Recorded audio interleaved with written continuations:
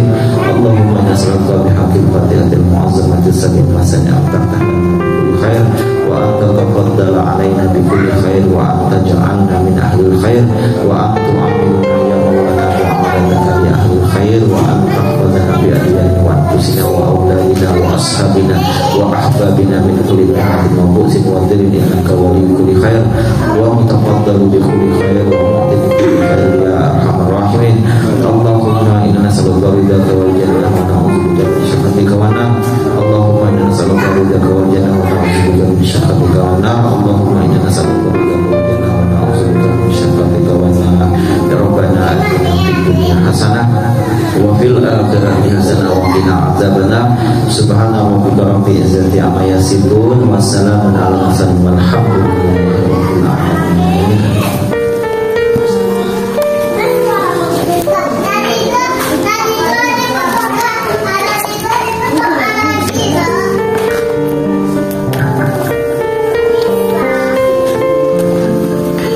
Bismillahirrahmanirrahim. Assalamualaikum warahmatullahi wabarakatuh. Alhamdulillahirabbil alamin. Allahumma shalli ala sayyidina Muhammad wa ala ali sayyidina Muhammad.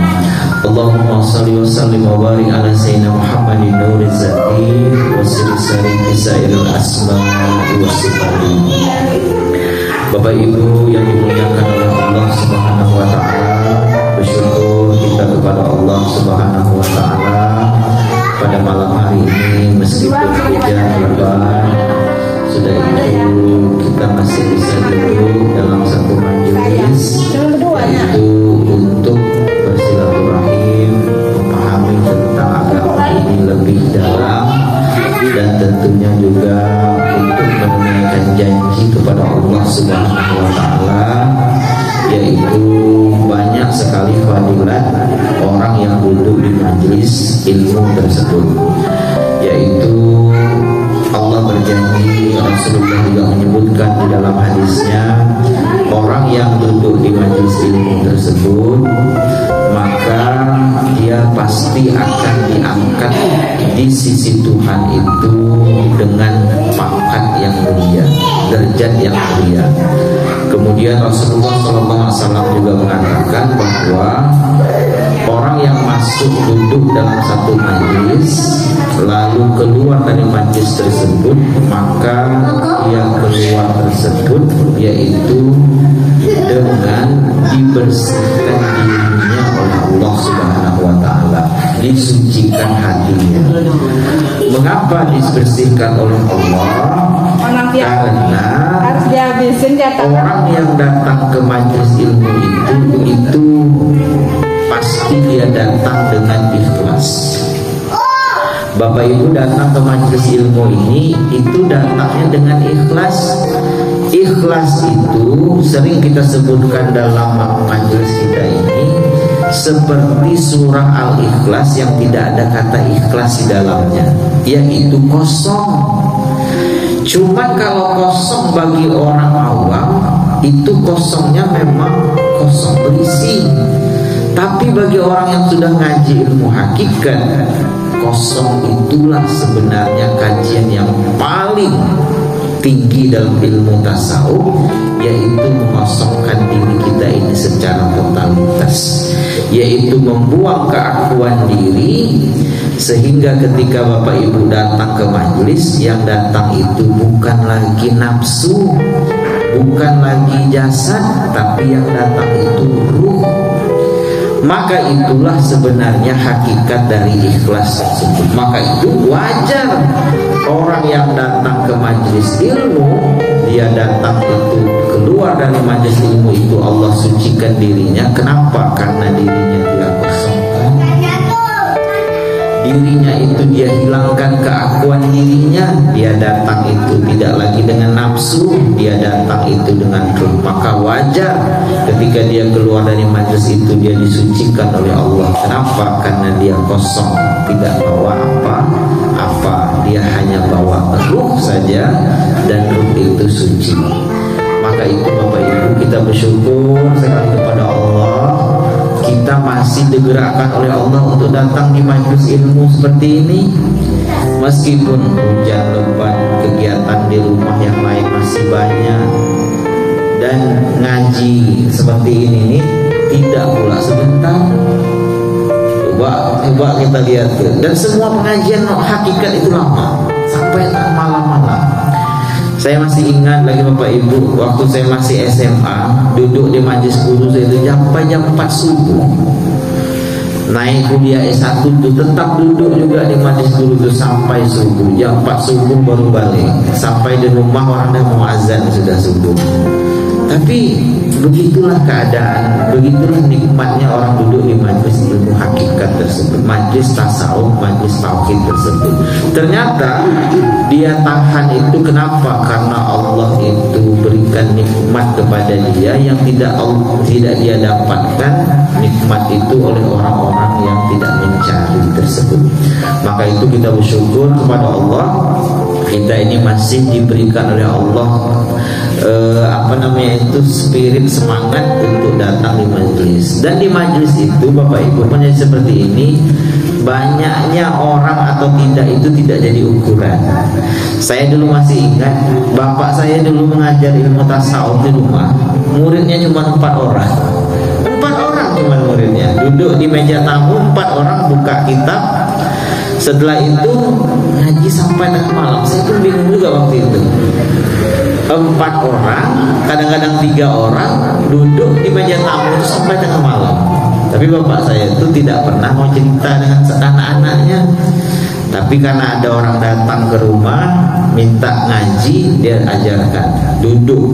Dan itu bukan sehari 2 hari, bertahun duduk 3 orang cuma di meja tamu sampai tengah malam. Nah, tapi itu pula nikmatnya orang mengaji ilmu hakikat tersebut. Bapak Ibu yang saya muliakan, saya ingin sedikit melanjutkan kitab kita ini. Tapi ini nanti insya Allah akan kita lanjutkan lagi di pertemuan akan datang, karena ada jamaah kita yang tidak bisa hadir, ada yang operasi 2 orang, ada yang sakit segala macamnya. Bapak Ibu yang saya muliakan, sesuatu yang baharu, nah ini Bapak Ibu, ini kita ngajinya agak sedikit dalam karena memang juga pas kebetulan kajiannya tentang itu. Sesuatu yang baharu atau disebut dengan muhaddas, atau boleh juga disebut sesuatu yang diciptakan oleh Allah, itu dia ada awal dan pasti ada akhir. Dia berawal dan pasti juga ada akhirnya. Maka itu kita ini ada awal, ada akhir. Kita ini pasti berakhir nanti. Kita ini tidak kadim. Yang kadim itu hanya Allah.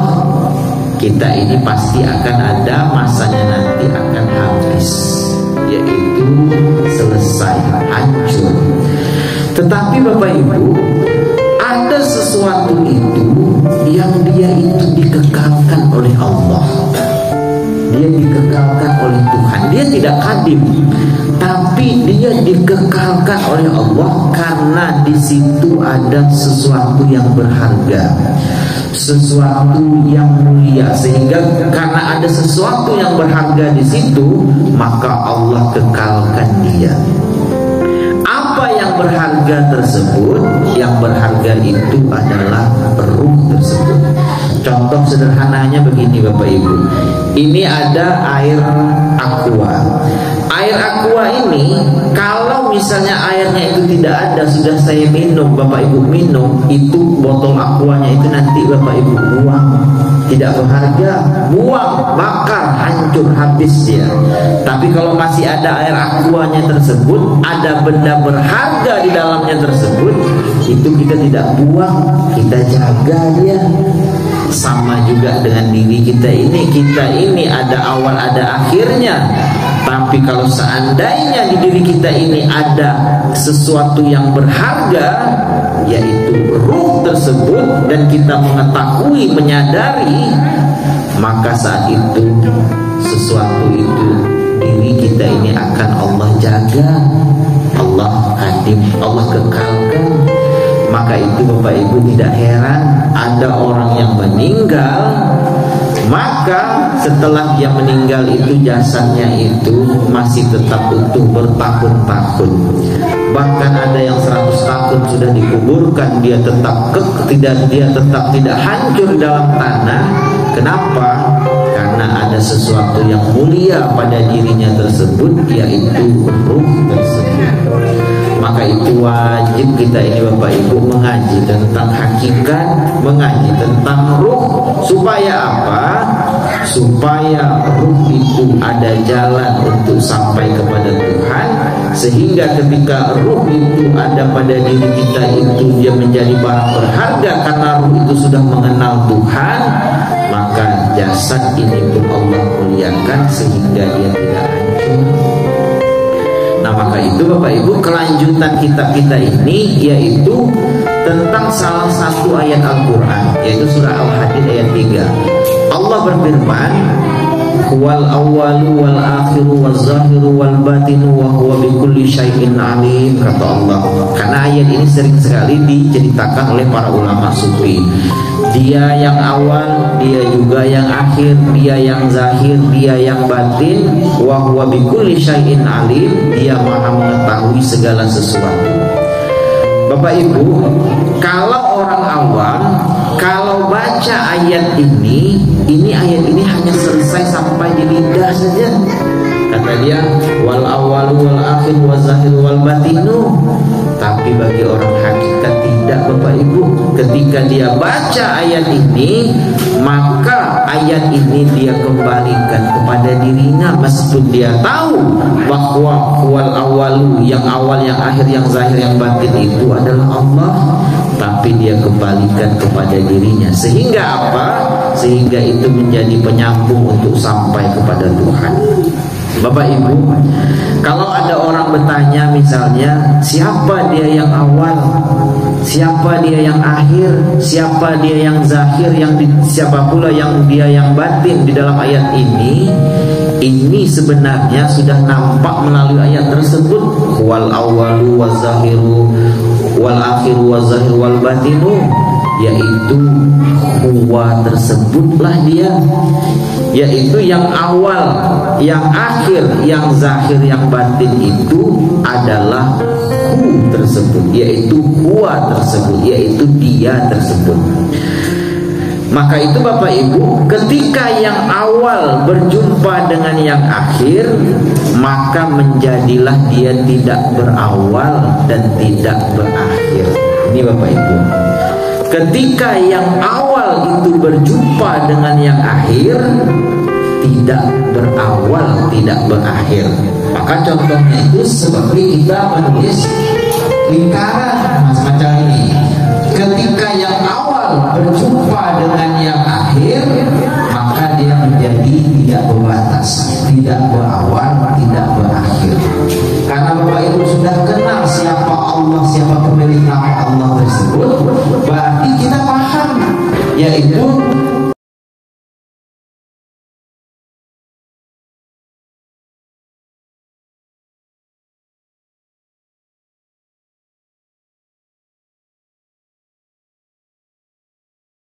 orang yang memahami ini.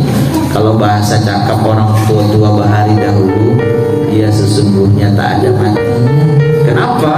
Karena dia sudah mengetahui hakikat tentang hidup tersebut. Jadi ketika yang awal berjumpa dengan yang akhir, tidak berawal, tidak berakhir. Maka itu ketika dikembalikan kepada diri kita, simbolnya kosong, nol. Itu nol, itu kan nol. Ketika yang zahir berjumpa dengan yang batin, wazahiru, ketika yang tadi yang zahir ketemu yang batin, la huwa illa huwa, tidak dia terkecuali dia. Maka itu tidak dia kecuali dia itu kembali pada yang tunggal. Maka itu kembali kepada diri kita, yaitu satu, yang satu tersebut. Maka itu maknanya adalah ketika Bapak Ibu sanggup untuk menolkan diri kita, maka yang zahir itu yang tunggal, yaitu hidup tersebut.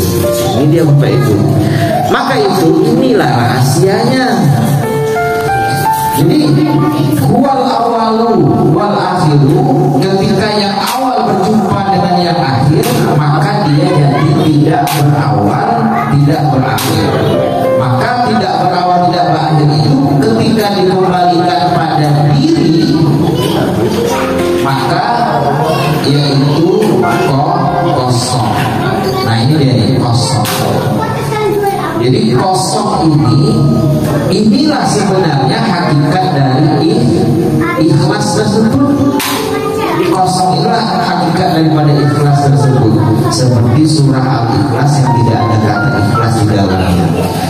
Maka ketika yang zahir berjumpa dengan yang batin, wal awal wal akhir wal zahir wal batinu, maka la huwa illa huwa, tidak dia kecuali dia, maka yaitu zahirlah yang tunggal, Allah yang tunggal tersebut. Maka itu Bapak Ibu, ayat ini kalau dibaca oleh orang awam dia hanya sampai di ujung lidah.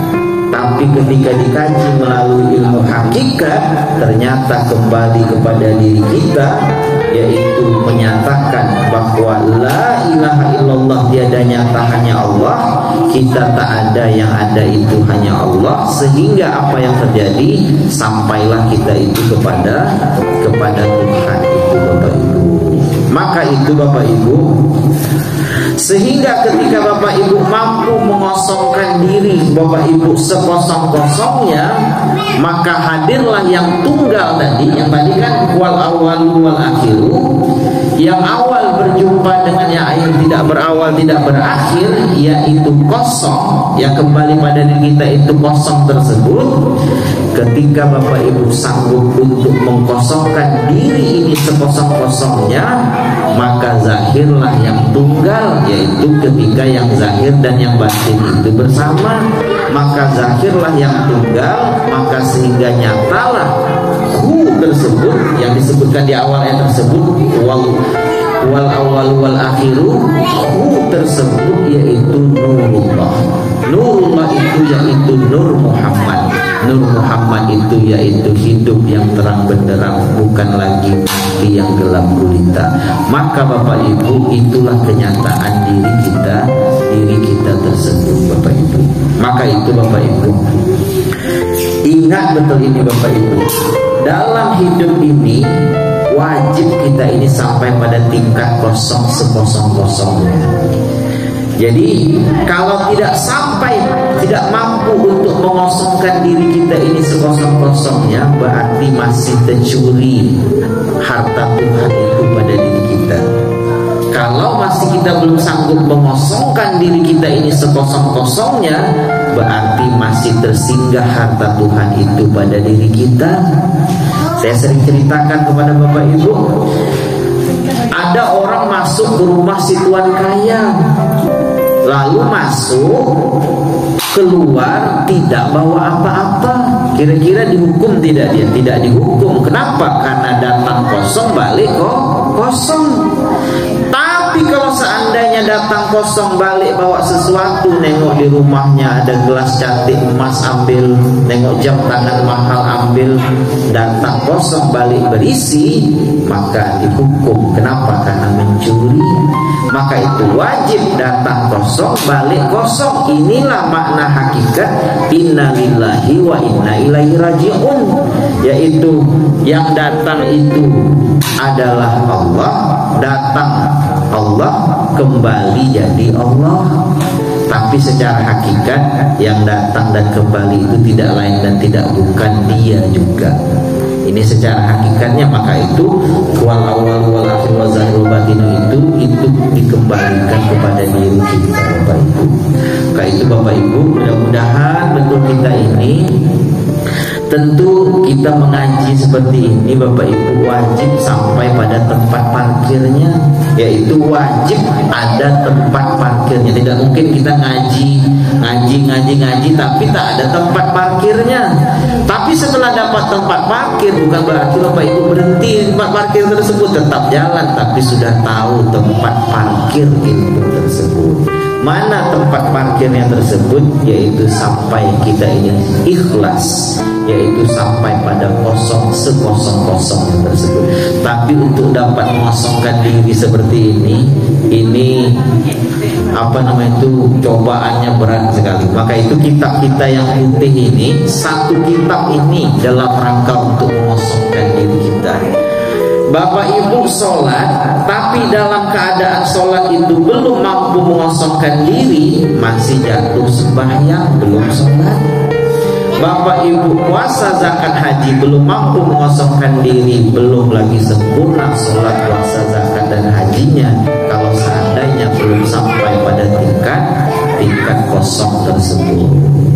Baik Bapak Ibu, mudah-mudahan kita semua ini bisa sampai pada tingkat mampu mengosongkan diri kita ini sekosong-kosongnya, sehingga sampai pada tingkat fana, sampai pada baqabillah, dan pada akhirnya Allah itu ridho kepada kita berridho kepadanya. Dan mudah-mudahan kita semua ini dikembalikan kepada Allah dalam keadaan bersih suci, ikhlas, dan mudah-mudahan kita diberikan karunia bersama Allah Subhanahu. Amin ya rabbal alamin. Bapak Ibu, mungkin inilah kajian singkat kita karena memang jamaah kita banyak tidak hadir. Istri Pak Aceh operasi, Pak Subagia juga operasi mata tadi sore, dan juga ada yang sakit, juga hari hujan. Nah, mudah-mudahan ini ada berkahnya untuk kita semua. Amin ya rabbal alamin. Assalamualaikum warahmatullahi wabarakatuh.